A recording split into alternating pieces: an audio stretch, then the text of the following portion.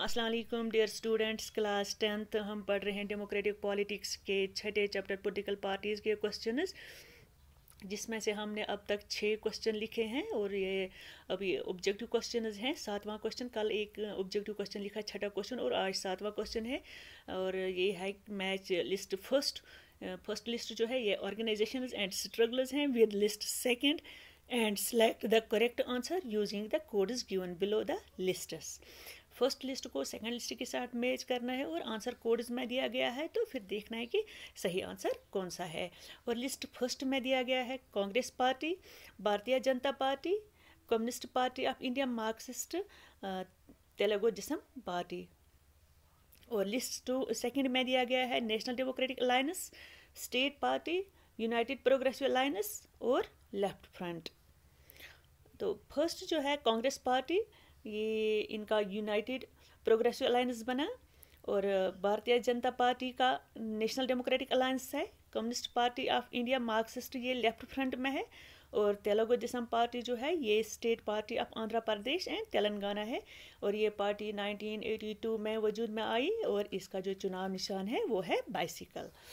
और फिर है आठवां क्वेश्चन है who among the following is the founder of the Bahujan Samaj Party. Already हमने बहुजन समाज पार्टी पढ़ा है, और हमने ये भी पढ़ा कि इसका फाउंडर कौन है। फर्स्ट ऑप्शन जो है वो है कांशीराम, दूसरा जो है वो है साहब महाराज, B.R. अम्बेडकर यानी भीमराव अम्बेडकर, एंड ज्योतिबा फुले। तो इसका जो सही आंसर है वो है कांशीराम, यानी ए ऑप्शन जो है ये सही आंसर है। और फिर है 9th क्वेश्चन, ये है what is the guiding philosophy of the Bharatiya Janata party. Bharatiya Janata party की गाइडिंग फिलॉसफी क्या है। इसमें भी 4 ऑप्शन दिए गए हैं। फर्स्ट जो है बहुजन समाज, दूसरा है रिवोल्यूशनरी डेमोक्रेसी, तीसरा है integral humanism, and D part जो है चौथा वो है मॉडर्निटी। तो इसका जो सही आंसर है वो है इंटीग्रल ह्यूमनिज्म।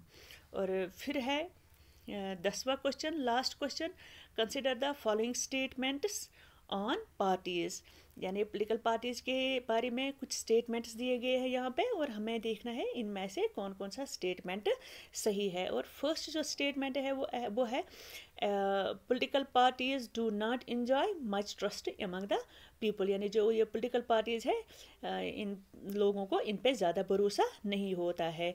फिर दूसरा है parties are often rocked by scandals involving top party leaders, यानी पॉलिटिकल पार्टीज़ में जो टॉप पार्टी लीडर्स होते हैं वो अक्सर उनमें उनके साथ कोई ना कोई रॉकेट, यानी वो किसी न किसी मसले में उलझे रहते हैं, उन पर कोई ना कोई इल्ज़ाम लगता ही रहता है।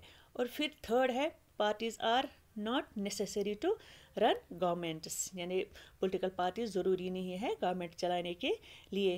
और फर्स्ट जो है ये भी सही है, यानी लोग ज़्यादा भरोसा नहीं करते हैं पॉलिटिकल पार्टीज़ पे। दूसरा, यानी पॉलिटिकल पार्टीज़ के जो टॉप लीडर्स होते हैं वो अक्सर किसी न किसी उलझन में, यानी किसी न किसी स्कैंडल में जुड़े ही रहते हैं। और सी जो है थर्ड पार्ट, यानी parties are not necessary to run government, लेकिन ये स्टेटमेंट सही नहीं है, क्योंकि डेमोक्रेसी में गवर्नमेंट चलाने के लिए पॉलिटिकल पार्टीज़ का होना नहायत ही ज़रूरी है। और हमें ये बताना है इनमें से कौन कौन सा सही है। फर्स्ट और सेकंड जो है वो सही है, और थर्ड सही नहीं है, इसलिए आंसर है ए एंड बी। और इसी के साथ हमारा ये पॉलिटिकल पार्टीज़ छठा चैप्टर ख़त्म होता है। इंशाल्लाह अगली क्लास में नया लेसन लेकर आएंगे। तब तक के लिए अल्लाह हाफिज़।